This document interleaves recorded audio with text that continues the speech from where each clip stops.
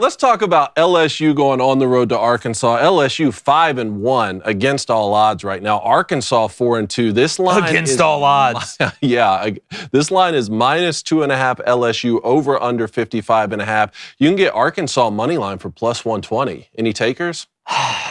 If I'm an LSU fan, and this may sound, I'm more worried about this game than I was the Ole Miss game.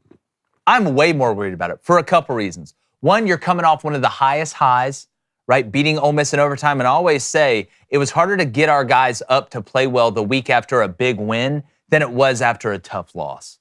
Because you lose, you want to get back out there, you want to make up for it. You know, hell, you hope you're playing on Thursday or Friday, at least in the Sun Belt, it was that case. This is where you find out really how mature your team is.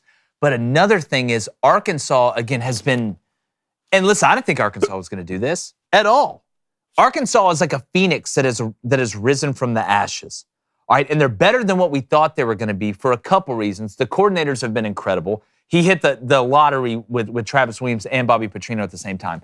But are we to the point now where do we have enough information on Taylor Green this year to say he throws his best in the biggest games? Think about the biggest games that Arkansas has played. Oklahoma State. Taylor threw the ball pretty good. Better than what I thought he was. Better than probably what most Arkansas fans thought. Now, against Auburn, wasn't great, but that wasn't one of their biggest games. You know, you go back and look against Tennessee, Taylor Green was making throws against Tennessee that I have not seen him make, even at Boise State consistently. Talking back shoulder, lollipops, 9 route, so fitting the dig in there. And the timing of it was beautiful. So is Taylor Green a guy that rises to the occasion? We know he can run.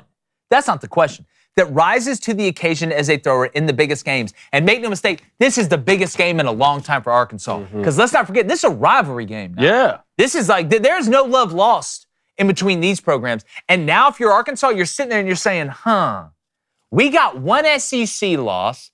Our other loss is to Oklahoma State. Which you should have won.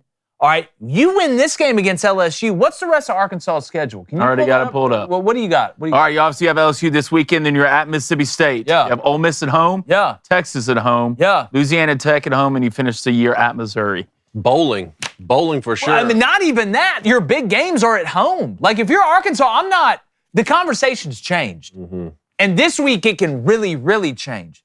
So if you're LSU, you're not walking into a demoralized Arkansas team that understands that Sam Pittman's probably gone, that there's turmoil, that Bobby Petrino is now the OC, maybe the head coach, you know, and all this craziness that can go on. No, that's not what's happening. You have a confident team that is playing, obviously, for their coaches in a way that is going to behoove them on the field. It's not just a me for me thing. It's a me for we thing. And you're dangerous. Confidence and dangerous, and a quarterback that is punching above his weight as a thrower, that's an elite runner, is scary as hell.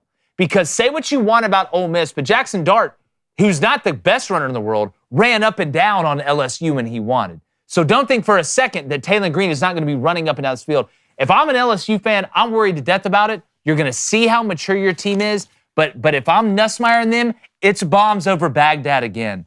I'm trying to go down there and take shot after shot after shot after shot because I think this Arkansas defense takes a lot of chances. They took a lot of chances stunt the front, David, against Tennessee. LSU's offensive line, I know they haven't played as well as what we thought, but they're up there with pretty much every offensive line in the country. So I think you're going to get a lot of stunts. Can they take advantage of it? This is a scary-ass game if I'm an LSU fan. Man, there's a few things that I find favorable for Arkansas on this, beyond the obvious of playing at home and for a few of the reasons that you mentioned. But, you know, that playing with your back against the wall for your head coach, who everyone just automatically assumes is going to get fired preseason, that can work early in the year, right? And you can be confident. But the first tough loss you have, which that loss to Oklahoma State's a tough loss because you were in it to the end, overtime, and you could have been victorious. You gave them the game. Weren't. They didn't quit, and you've come out and won multiple games since then. And the Tennessee game, what I'm so impressed with that is you fought from behind. Yeah. That shows that you can win in multiple ways. And honestly, the loss to Texas A&M by 4 points, I'm almost equally as impressed with it's that looking better loss, and better each week, isn't it? 4-2, and honestly, like, this LSU team is very beatable, man. I don't know what team can walk and be like, oh, well, this is just, you know, an automatic. Well, can the defense keep doing what they did last week? That's the question. That's the question. I mean, that is the question, which I think you can against this LSU team, and you sandwich sandwich this game in between coming off a high of beating Ole Miss and before you go on the road and play Texas A&M. It's the perfect scenario for Arkansas to make. It is, and Blaine on social media, and I'm sure he'll probably call in, Voltar was like, oh, now all of a sudden Arkansas beats Tennessee and they're a good team and LSU should be worried. Yeah, that's how this works.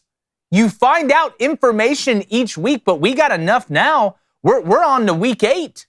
Like, we got 6 games in the tank for Arkansas. I think you can make a pretty good designation that Arkansas is better, even after the Oklahoma State loss, which a lot of us thought they were going to fall apart after. They haven't, and now they're confident, and Sam Pittman feels safe. This is the most dangerous time to play Arkansas that I can remember in a long, long, long time. But you got to get through these roadblocks if you're LSU, who LSU can beat Arkansas. They're a favorite for a reason. I don't think there's some mega advantage that Arkansas has over LSU, but there's not a mega advantage that LSU has over Arkansas like we thought going into the season and really after the first couple weeks. Well, we talked about this all year. What can make Arkansas scary, right? We know Arkansas can run the ball. Jaquindon Jackson's a great back. He's averaging 6 yards. They got a couple. Yeah, 6 yards a carry. We knew that. But was Taylon Green being able to throw the football? You're seeing Taylon Green grow up as a quarterback each week. Each week, you go back to that Tennessee game, he outplayed Nico for 4 quarters. He did. He looked like the better quarterback in this game, and he ran for -6 yards in that game. Right now, Arkansas, you have to like this matchup, and you're at home because, one, you can run the football. I don't care where you can meet Arkansas. They're going to be able to get 4 to 5 yards a pop on most teams. Taylon Green, if healthy, you saw that injury last week. He did come back. If healthy, can extend plays. He goes out of drive every game. And can make throws down the field. If you're dealing with that, now it's going to be tough. It's not going to be as easy for LSU like they got to Jackson Dart to get Taylon Green on the ground. If Taylon Green can get outside the pocket, break, contain, and look downfield and make plays, then you're in trouble. And I flip it to the other side of LSU. You got to find the run game, man. You got to find the run game. I was impressed that y'all stuck with it for a little bit against the Ole Miss. You have to be able to run the ball against this Arkansas team. I like what you said. You have to take your shots. They have to be able to respect it in the back end. But they do have to respect you going to turn around and hand the ball off and get 4 to 5 yards. Nuts is not going to be able to save you every single game, him and Kyron Lacey. You're going to have to trust the run game. But right now, this is a trap game for LSU. Well, the definition of a trap game. Because a lot of people don't know how good this Arkansas football team is. The defense is good. I wouldn't say great. They did take chances last week against Tennessee. That can bite you in the ass in the long run. But right now, you would not be crazy to take Arkansas money line in this football game. David, is this, and I know we got to move on, is this Bobby Petrino's masterpiece? Because everybody talks about his play calling ability, but Taylon Green, when you watch the way he throws the ball now as compared to Boise State, this is as talented as Taylon is, and you got to give him credit. He's the one that's doing it out there making the plays. Bobby Petrino has put this guy into a different atmosphere as a thrower compared to what we saw at Boise. Well, it's funny you asked that because the point that I wanted to make is the coolest thing for Arkansas fans right now has to be that you're not just winning in shootouts. Like if Arkansas was only able to win the 45-42 type games because Bobby Petrino's just that great of a play caller paired with this type of quarterback, that would be one thing, and that would be exciting enough for a season that we didn't think Arkansas was going to be great. But you just beat Tennessee when both teams scored under 20 points. Like, that has to be even more impressive.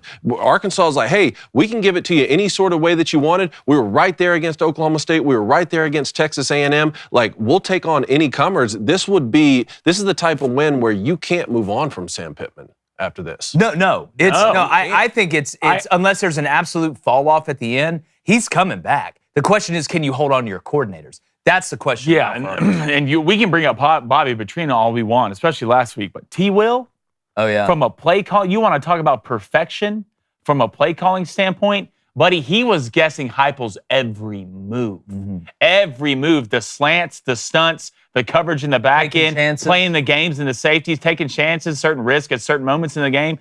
T-Will, I'm telling you, man, I wouldn't be surprised if this guy's a head coach somewhere next year. Yeah, I wouldn't be surprised at all. That's why I brought up the coordinator point. Hey, what's up, YouTube? Subscribe.